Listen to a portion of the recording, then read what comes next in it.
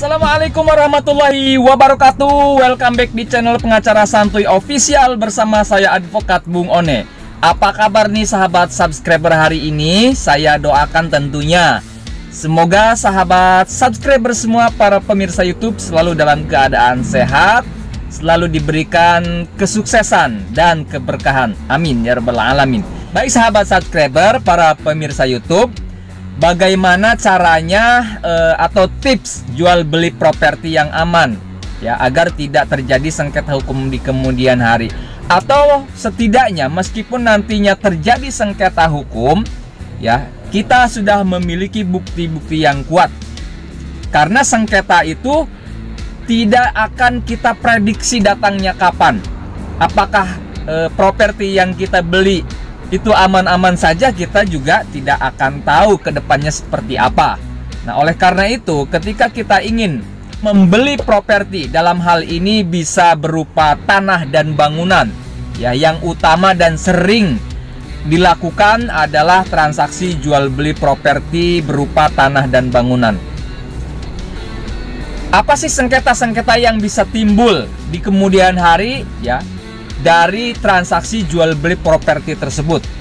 Bisa saja adanya penipuan, bisa juga terjadi penggelapan, atau bisa juga perbuatan-perbuatan perdata seperti perbuatan melawan hukum atau perbuatan ingkar janji atas suatu perjanjian yang telah disepakati oleh para pihak.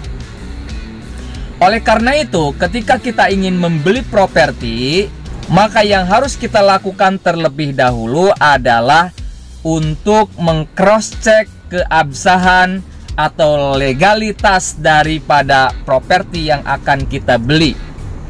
Misalkan tanah ataupun bangunan, rumah, ruko, dan lain sebagainya. Ketahui dulu bagaimana status tanahnya.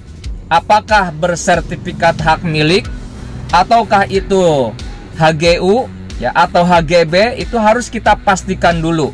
Jadi dipastikan dulu surat-suratnya itu lengkap ya. Kemudian juga data daripada penjualnya itu juga kita ketahui ya. Nah, setelah itu baru lakukan negosiasi dengan pihak calon penjual. Nah, di dalam negosiasi tersebut harus dipastikan, harus dibuat kesepakatan terkait dengan bagaimana nanti transaksi jual belinya. Apakah dengan menggunakan uang cash atau menggunakan transferan, kemudian juga terkait dengan AJB nanti, pembuatan AJB itu biayanya apakah ditanggung pembeli atau penjual atau ditanggung keduanya. Kemudian pajak-pajaknya juga harus dipastikan terlebih dahulu di situ ya. Pajak pembeli, pajak penjual itu juga harus dipenuhi. Nah, kemudian juga setelah negosiasi, kemudian nanti ada kesepakatan, maka buatlah dalam bentuk tertulis perjanjian ataupun juga kesepakatan untuk melakukan jual beli properti tersebut ya.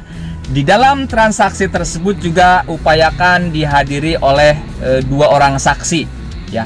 Hadirkan dua orang saksi untuk menjadi saksi adanya transaksi jual beli properti tersebut. Kemudian juga bukti transaksinya juga harus dibuat.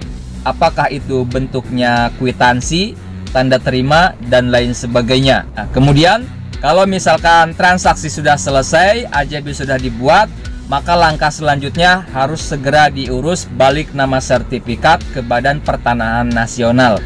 Jadi jangan ditunda-tunda. Itu adalah beberapa tips bagaimana melakukan transaksi jual beli properti yang aman dari sisi hukumnya untuk menghindari terjadinya suatu sengketa di kemudian hari. Atau meskipun terjadi sengketa di kemudian hari, kita memiliki bukti-bukti yang kuat. Nah, itu akan menjadi perisai kita apabila terjadi suatu masalah hukum di kemudian hari. Atau misalkan ada yang menggugat, ada yang mempermasalahkan. Mudah-mudahan bisa menambah wawasan bagi kita semua. Apabila menurut pemirsa YouTube video ini bisa berguna bagi orang banyak, kami memohon agar dukung kami dengan cara klik tombol subscribe yang berwarna merah di bawah video ini.